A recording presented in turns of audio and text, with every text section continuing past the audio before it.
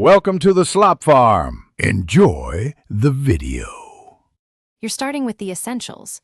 Confirm your Xbox One has an Ethernet port and grab a good Cat5e or Cat6 cable. Plug one end into the console's LAN port and the other into a router or wall jack. Make sure the router port is active. Once done, power on the console and watch the network LED on the router for a link light. This physical link is critical because wired connections reduce latency and packet loss compared to wireless, giving more stable gameplay. Next, you configure how the console uses that cable. Go to Settings, then Network Settings. Your Xbox should detect the wired connection automatically.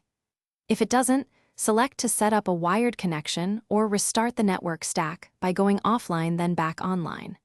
For consistent port forwarding and NAT behavior, consider a static IP on your router or reserve the IP via DHCP. Also set DNS manually to a reliable provider. If you want slightly faster name resolution, finish by testing and optimizing the connection. Run test network speed and statistics from network settings to confirm latency and bandwidth. If latency is high or NAT type is strict, enable UPnP on the router or forward Xbox Live ports to your console's IP to improve matchmaking and party chat. Make sure firmware is current on both router and Xbox. If you still have problems, swap cables and router ports, then reboot devices. Often a simple hardware or port change.